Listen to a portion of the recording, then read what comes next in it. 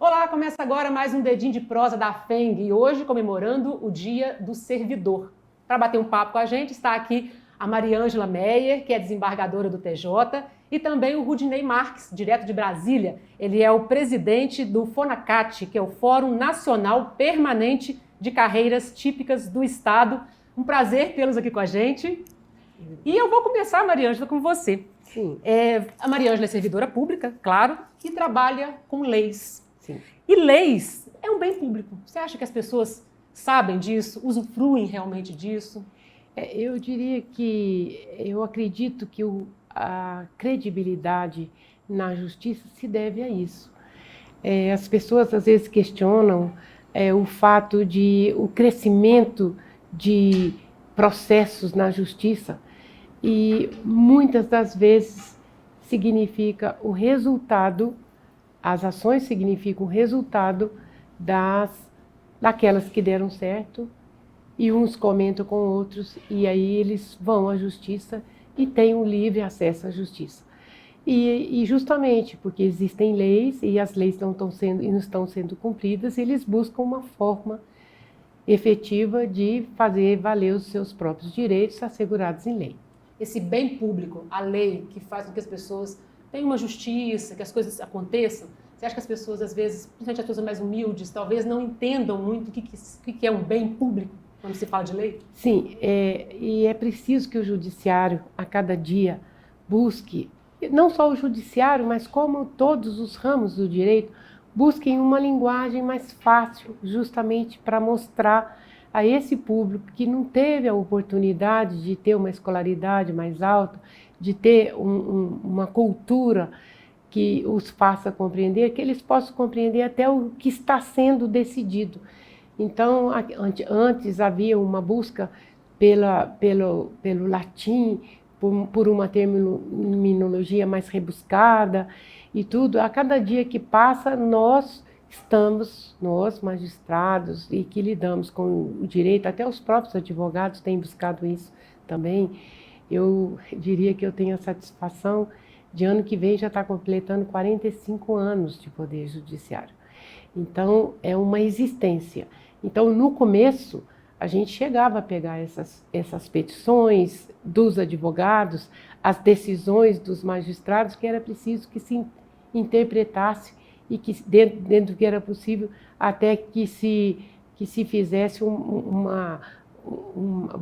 como se fosse uma outra língua, né? Então, é uma tradução praticamente. E a cada dia que passa, está mais simples, está mais acessível, está mais fácil de se entender. Essa questão da língua, às vezes, afasta um pouco a questão de sentir de pertencimento do poder público. E aí eu vou perguntar agora para o Rudinei, porque às vezes as pessoas, às vezes muito mais humilde, acham que tudo que tem no Estado para ela é como se a prefeitura, o Estado, estivesse fazendo um favor. E isso é cumprimento de lei, né, Rudinei? O Estado não está fazendo mais do que cumprir o que ele tem que fazer mesmo, né? Como é que você acha que a gente mudaria as cabeças, mudaria os pensamentos com relação ao que é público e o que é de direito da população? Bom, olá, Mayra, eu também é a desembargadora Mariângela, e realmente a população tem uma dificuldade em associar o serviço público que ela recebe no âmbito da saúde, da educação, da assistência social, da segurança pública, da infraestrutura, àqueles que prestam esses serviços, né? Que são servidores, né? Então, isso é um trabalho constante que se tem que fazer. Nós nos deparamos agora no debate sobre a PEC 32, que vamos tratar daqui a pouco, sobre uma incompreensão muito grande, inclusive dos parlamentares, sobre a importância do serviço público, né? O serviço público não pode ser visto com a ótica simplesmente fiscalista, que custa caro e por isso, né, tem que sofrer cortes. Não, o serviço público é essencial, sobretudo no país, porque o Brasil tem tamanhas desigualdades, né? O serviço público atenua um pouco as vicissitudes sociais. E esse trabalho de esclarecimento junto à população para associar Estado, servidores e serviços recebidos é constante. tem que ser feito sempre, tem que ser feito na escola, tem que ser feito pelo próprio Estado, pelo índice que tem um papel fundamental também. Pois é, Rudinei, e a gente percebe, às vezes, essa falta de informação das pessoas, e eu vou perguntar, Mariângela, o que você acha com relação à descontinuidade de políticas públicas? Porque isso atrapalha o trabalho do servidor. Você já sentiu isso? Depois eu queria que o Rudinei falasse sobre isso também. Eu diria que também tem havido uma tentativa de trabalhar com políticas públicas em maior intensidade. Eu acho que o crescimento a gente tem visto a olhos nus. Mas eu diria o seguinte, ainda está longe de se atingir o ideal. Mas a própria população, os próprios servidores, eles têm se reunido em entidades de classes que os representam e a cada vez eles se fazem ouvir mais na busca dos seus próprios direitos. A gente tem visto aí instituições colocando creches em favor das mulheres que acabaram de dar luz e que estão com filhos pequenos, amamentando. A gente tem visto um trabalho assim, que em cada área, em cada setor, tem procurado melhorar e as políticas públicas no sentido de atender maior ao público que ela deve atender, né? Então, há uma certa busca, porque agora, por exemplo, recentemente, eu comecei a me interessar muito para a busca com referência ao que o que deve e o que precisa ser oferecido para os autistas. Uma coisa assim que está em voga nos últimos acontecimentos e tudo, tem aumentado muito o número, e eu verifiquei várias normas que já existem e que efetivamente asseguram o tratamento obrigatório pelo plano de saúde, pelas entidades que são responsáveis em oferecer esse tratamento. Existe uma obrigatoriedade, mas é preciso que se faça um movimento. Então, essa política pública ela tem que caminhar nesse sentido, sempre, de buscar dar efetividade às normas que são criadas.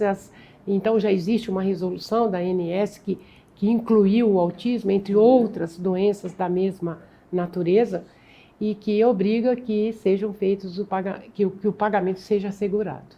Pois é, mas às vezes, Rudinei, vou continuar com você sobre esse tema, às vezes o servidor está fazendo um trabalho desse, aí foi instituída na prefeitura, no estado, está caminhando bem, aí muda tudo, a política toda, aí interrompe, ou diminui, ou troca servidor de lugar, não sei o quê. Essa descontinuidade, ela atrapalha, né, Rudinei? Um bom andamento e até o servidor se sentir mais útil mesmo no Estado. Sim. E a população vê o servidor como um trabalho importante, né, e feito com dignidade, né, como tem que ser. Eu diria mais, Maia, que além de atrapalhar, custa caro. A gente viu essa onda de enfrentamento à corrupção nos últimos anos. Existem trabalhos da PF que mostram que a corrupção drena dos cofres públicos mais de 100 bilhões de reais por ano no Brasil. Nossa, muita coisa. Mas se estima que mais do que isso se perde em termos de descontinuidade de obras, de programas, de políticas públicas. Então, é um trabalho constante, né? Que nós temos enquanto servidores para que possamos dar continuidade àquilo que foi iniciado numa gestão para que esse trabalho seja levado adiante. Nós temos um exemplo recente, né, de descontinuidade de programas que vinha sendo bem implementado com resultados positivos, que era o Bolsa Família, né? O Bolsa Família exigia das pessoas que o recebiam condicionalidades, ou seja, para que uma família recebesse o Bolsa Família, ela tinha que manter as crianças na escola com um nível de frequência satisfatório, tinha que apresentar as carteiras de vacinação, certo? E quando se muda o Bolsa Família para o Auxílio Brasil, se perde em termos de qualidade do programa. E isso não pode acontecer, Diogo. Inclusive do direito, você admite retrocesso, né, social. Bom, Rudinei, eu vou continuar com você aqui, porque eu queria que você falasse para a gente um pouco sobre a PEC 32, que é a reforma administrativa, mas que vai mexer aí com o serviço público, com os servidores, porque vai mexer com contratação, remuneração e até desligamento, é isso mesmo? Eu queria que você falasse um pouquinho para a gente, os riscos para a sociedade dessa PEC. A PEC 32 é chamada por reforma administrativa, mas na verdade não é uma reforma, porque uma reforma veio para melhorar. E isso efetivamente o que faz a PEC 32, porque ela simplesmente implode bases do serviço público brasileiro. O fundamento da apresentação dessa PEC é constituído por verdadeiras falácias, né, de que a máquina pública está inchada, custa caro e ineficiente. Isso não é verdade. A empregabilidade no setor público brasileiro é quase a metade dos países desenvolvidos que estão na OCDE. Nós temos 11,3% de empregabilidade no setor público brasileiro, enquanto a OCDE gira em torno de 21,3%. Na União, nós estamos com menos servidores públicos que tínhamos em 1991, no período em que a população cresceu 40% e o número de servidores civis diminuiu 70 mil servidores. E também se diz que a máquina custa caro. Ora, a média do salário do servidor do executivo, setor civil, temos que observar que no Poder Executivo estão 93% dos servidores, ele é R$ 4.200. Tem algum ponto fora da curva que tem que ser corrigido, mas a média são de baixo salário. Então não dá para dizer que a máquina, né, que os servidores recebem salários excessivos na sua totalidade. Isso não é verdade. E também se diz da ineficiência do serviço público. Eventualmente, em alguma área pode ser ineficiente, como assim na iniciativa privada, mas nós temos áreas de excelência no serviço público. Eu vou dar poucos exemplos aqui para a gente não precisar se estender demais. O Banco Central recentemente implementou PIX no Brasil e revolucionou as transferências bancárias. Na área da pesquisa, a gente viu o show que eram os pesquisadores brasileiros no desenvolvimento rápido da vacina para o enfrentamento da pandemia, certo? As universidades brasileiras estão muito bem colocadas nos rankings internacionais. A pesquisa brasileira, mais de 90% feita em universidades públicas. Então, nós temos sim áreas de excelência. Né? Tenho que lembrar minha própria carreira, que desenvolveu o sistema financeiro SEAP, que foi exportado para dezenas de países. Então, nós temos áreas sim, de excelência no serviço público, claro que sempre precisamos melhorar, mas, repito, não é isso que faz a PEC 32. A PEC 32 ela implode, como eu disse, as bases do serviço público, entregando o público para o privado via instrumentos de cooperação. Ela implode esse instituto que é consagrado, né, democrático do concurso público, em que ela prevê a contratação por processos simplificados para contratos temporários que podem durar 10 anos. Né? E também traz uma ameaça constante de redução salarial indiscriminada de até 25% dos servidores. Quer dizer, isso é ruim para a própria economia, né? O servidor vai poder assumir um financiamento imobiliário se ele não sabe se vai manter o seu poder aquisitivo no longo prazo. Então, por tudo isso, nós debatemos no Congresso, fomos a todas as sessões da CCJ, da Comissão Especial, e não vemos outra alternativa senão nós começarmos do zero essa proposta para mudar para melhor a administração pública. Pois é, e a doutora Maria Ângela falou anteriormente da força que as classes têm, que as classes, né, se unem para poder lutar por seus direitos e tudo. Eu queria que você me desse a sua opinião, assim, o que você acha? Se uma PEC dessa passa e torna quem for contratado a partir de agora, né, vai passar por isso aqui, inclusive até risco de desligamento, sim, se ele por acaso não atender o que o governo, né, achar que seria o ideal. Você acha que essas classes vão perder a força de luta, né? Vão ter que ficar com medo de serem demitidos? É por isso que eles têm que se fazer representar enquanto está sendo estudada a reforma.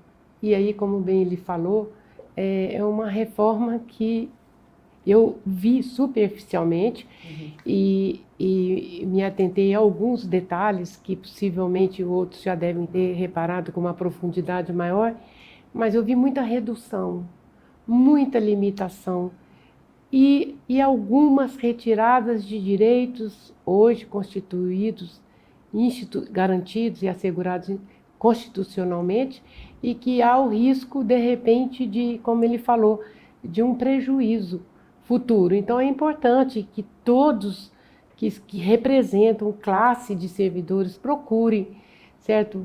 Levantar sua bandeira e, de repente, fazer movimentos para retiradas, oferecimento de modificações e emendas que possam significar ou trazer um resultado mais benéfico para o futuro servidor.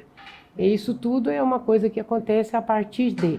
Então, é importante que a gente pense que amanhã vão estar lá possivelmente filhos, netos nossos, e que vão querer abraçar a carreira pública e que vão estar com benefícios bem menores, mais reduzidos do que nós temos hoje. O que você acha, Rudinei, disso? Você acha que pode enfraquecer as classes se uma proposta dessa for passada, na sua opinião? Sem dúvida, sem dúvida. Essa proposta enfraquece o serviço público como um todo, né? Porque, pense bem, levamos muito tempo, não temos o melhor serviço público do mundo, nós levamos muito tempo para construir isso que temos agora. E se você prever instrumentos de cooperação que permitiriam ao governante no momento chegar, por exemplo, numa universidade, entregar aquela estrutura, né, tecnológica, de recursos materiais e humanos altamente treinados para a exploração econômica, veja a perda, né, que nós temos esse investimento de décadas para fazer o que nós fizemos com as universidades públicas, né, que tem pesquisadores de excelência, e de uma hora para outra isso é possível de ser entregue de bandeja para a exploração econômica. Isso é inaceitável, é um retrocesso gigantesco, e por isso nós nos mobilizamos muito, impedimos que a PEC 32 subisse para votação em plenário, e esperamos que agora, com eventual mudança de governo, nós possamos construir um outro projeto, que esse realmente não serve. Maria Ângela, eu vou voltar um pouquinho e falar sobre a população, porque assim, eu imagino, a população, ela às vezes, ela depreda um patrimônio, ela às vezes, isso passa pela educação, e a gente passa pelo que a gente está falando aqui. Se a gente para de investir, deixa uma situação de professores enfraquecidos, que já é uma situação complicada, isso pode ser até pior, né? Porque a sociedade sem a educação no sentido de educar, né, de escola mesmo, ela não trabalha a favor da prefeitura dela, do município dela, porque ela não entende isso, né? Você concorda com isso? Eu concordo. E eu diria mais do que isso, que hoje nós estamos comemorando o Dia do Servidor Público. Eu diria que era um dia que todos deveriam estar aplaudindo tal a importância do servidor público. E uma das funções do próprio servidor público é orientar a própria população, porque devem ser características do servidor público a preservação do nosso patrimônio, o respeito com o qual ele lida com o outro, a quem ele deve servir, e principalmente o comprometimento dele de se atualizar, de se capacitar, de melhorar a sua condição de trabalho para oferecer para esse cidadão. Então, vamos imaginar um guarda que é servidor público e está na porta de uma escola. Então, ele vê meninos atirando e quebrando janela da escola. Ele tem por obrigação chegar, chamar, conhece a mãe, conhece o pai, fazer com que eles entendam que aquele patrimônio não é da escola, é nosso, é público, é coletivo. No momento em que se destrói, ele está destruindo o que é dele. A escola é dele, é para servir a ele, os colegas. A mesma coisa, outros patrimônios, a gente vê praças com pichações, patrimônio público extremamente preservado, tombado às vezes e não respeitado. Então, é função do servidor público também, na sua integralidade, na sua dignidade, na sua postura, de ali estar representando o Estado. Porque como o Estado não pode, porque ele é um ente, vamos dizer assim, é o ente estatal e não é uma pessoa física, é através do servidor que ele se faz representar. Então é importante que haja essa conscientização para as pessoas. Eu vejo, às vezes, há pouco tempo eu vi um local que estava escrito proibido jogar lixo, né? E as pessoas chegam, não querem saber. Então, se houvesse um cidadão ali que pudesse falar, olha, você não está vendo o que está escrito ali? Não pode jogar lixo aqui, porque vem a enxurrada, vem a chuva, e leva para as tubulações, e há alagamento, etc. e tal. Então, eu acho que é muito triste essa precariedade na educação e, né, mais do que tudo, na conscientização do coletivo, do que precisa ser feito para o bem comum. Porque a injustiça social, Rudinei, eu vou até pedir para você comentar isso um pouquinho, eu acho que a injustiça social, às vezes, no Brasil ela é tão grande, as diferenças sociais são tão grandes, né? A divisão de renda é tão mal feita, que às vezes as pessoas, quando são muito humildes, não têm acesso a nada e tudo é muito difícil, ela acaba achando que até o servidor trabalha para o governo que acabou de ganhar, ela não entende muito essa ligação que o servidor é público, é dele, não é do governador, do prefeito, do presidente, né? É uma questão mais ampla ainda que isso. E a gente hoje precisa de uma reforma tributária, a gente precisa de uma série de reformas, inclusive uma administrativa, mas que seja feita de forma legal, bacana, né, Rudinei? E eu queria que você falasse um pouquinho disso. Quais são os gargalos aí? Que condições a gente teria para ter uma sociedade mais igualitária e aí sim fazer com que a população se sinta fazendo parte mesmo de tudo isso que é dela, né? Olha, uma sociedade mais igualitária, ela existe, né? E é para ontem, a reforma tributária, uma reforma tributária verdadeiramente progressiva, né? E tribute os lucros, as grandes fortunas, né? Nós somos um dos únicos países do planeta que não tributa dividendos. Tributamos do assalariado, tributamos, né, os produtos da cesta básica, não tributamos dividendos. É um sistema de ponta cabeça, né? Sem reformarmos, né, a forma como se cobra tributos no Brasil, não dá para pensar que a gente vai reduzir a desigualdade, porque esse é o sistema que alimenta a desigualdade. No momento que você tributa o pobre, né, para pagar a especulação financeira promovida pelo rico, você está com o sistema tributário de ponta cabeça. Isso tem que mudar urgentemente. E a gente sabe que os colegas do fisco, né, todas as entidades do fisco, né, estadual, municipal, distrital e federal, estão lá conosco no LACART, têm as suas reformas tributárias prontas, debatem em alto nível no Congresso Nacional, mas por alguma razão a reforma tributária não anda, né? Nós sabemos qual é a razão. E quem não paga imposto quer continuar não pagando e quer continuar onerando as camadas mais sofridas da população que acabam subsidiando a especulação financeira. É isso que acaba acontecendo no Brasil. E o serviço público, então, como nós falamos lá no início, né, ele tenta atenuar essas vicissitudes sociais decorrentes da desigualdade. Mas como a desigualdade é gigantesca no Brasil, os campeões mundiais de desigualdade, é claro que sempre vai ser insuficiente tudo aquilo que se faz com a população. Nós temos que atacar a causa. E a causa é uma melhor distribuição, né, ou a solução para o problema deveria ser uma melhor distribuição da riqueza nacional. O Brasil é um país rico de imensas potencialidades, todos poderiam estar vivendo bem, e não apenas 0,1% da população, né, que acumula aí riquezas e bens, capital, enquanto a grande parcela da população passa fome. Hoje nós temos 33 milhões de brasileiros que não fazem as refeições diárias necessárias, né, para um patamar mínimo de saúde. E isso nós não podemos conviver com uma situação assim. A gente está caminhando aqui para o nosso encerramento, mas eu queria que você... Vou perguntar para os dois, primeiro para a Mariângela, o que você, servidora pública, que compromisso é esse que você assumiu com a sociedade ao ser servidora pública? Olha, eu fiquei muito feliz quando eu passei no concurso. Na época eu tinha 28 anos de idade. Não, tinha 27, eu ia fazer 28. E eu diria que eu passei por um concurso público, passei a ser servidora pública através de um concurso público, e a partir daí eu assumi um compromisso pessoal de sempre lembrar que quem nos paga é o povo. Se todo servidor pensasse assim, seria ideal.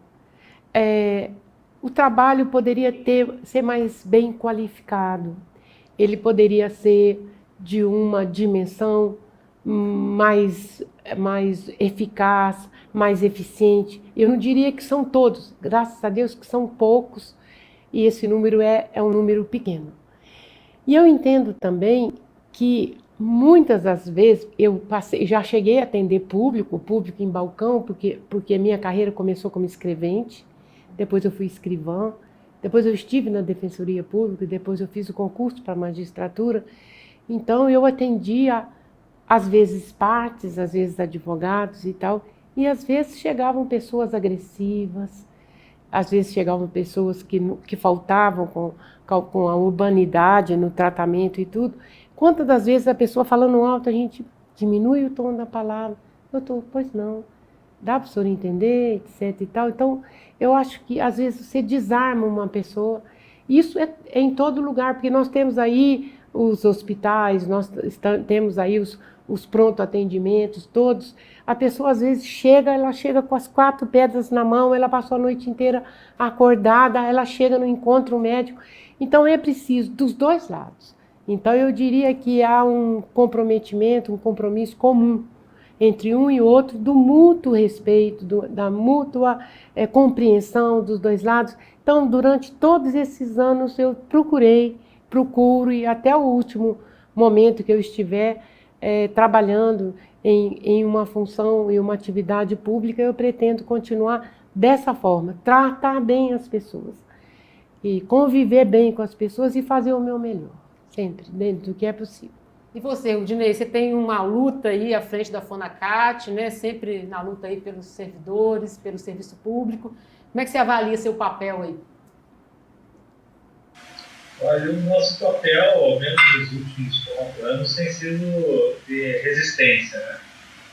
Foi um período que nós praticamente não tivemos avanço, não tivemos na União nenhuma correção salarial, ao contrário, nós tivemos perdas nominais em função das novas alíquotas da Previdência, e ainda assim, isso é motivo de orgulho, os servidores continuam entregando o seu melhor. Né? No enfrentamento da pandemia, que pese, né, os governos, nós assistimos em nível federal, né, no Ministério da Saúde, sobretudo, os servidores continuaram fazendo o possível e o impossível, às vezes levando insumos dos postos de saúde do próprio bolso, né, pagando o próprio bolso, para ter um atendimento mínimo, para manter a dignidade das pessoas. E eu, como auditor da CGU, tive o privilégio de auditar, fiscalizar diversos órgãos públicos e entes federados, né, e tive contato direto com servidores, servidores na área de saúde, de educação, assistência social, segurança pública, e eu vi, em geral, pessoas extremamente dedicadas e, mesmo sob condições adversas, procuravam prestar um bom serviço. Isso é realmente motivo de orgulho, saber que o servidor público faz o possível para entregar aquilo que a população espera, merece e necessita do Estado brasileiro. E é por isso que a gente tem, sim, motivos para comemorar esse 28 de outubro. Né? O servidor público chega vivo, chega altivo, de cabeça erguida, lutando para poder trabalhar, lutando para poder fazer as suas entregas, lutando para sobreviver. Isso é muito importante, porque é assim que o país vai superar essas múltiplas crises que ele atravessa, na área ambiental, na área econômico-fiscal e na própria política, né? O serviço público, o fortalecimento e a valorização do serviço público que vai ajudar o Brasil a sair desse atoleiro que parece que ele insiste em ficar. Ok, Rudinei. Maria Ângela, muito obrigada pela participação, o Rudinei também, parabéns vocês pelo trabalho, né, aí, pelas pessoas, pela população, nessa luta constante aí, entregando o melhor, né? Parabéns mesmo para vocês. Viu? Obrigada pelo convite, foi uma satisfação. E vocês que estão em casa, servidores públicos, parabéns para vocês também, é o desejo da FENG, uma homenagem para vocês. E a gente fica por aqui nesse Dedinho de Prosa e até a próxima.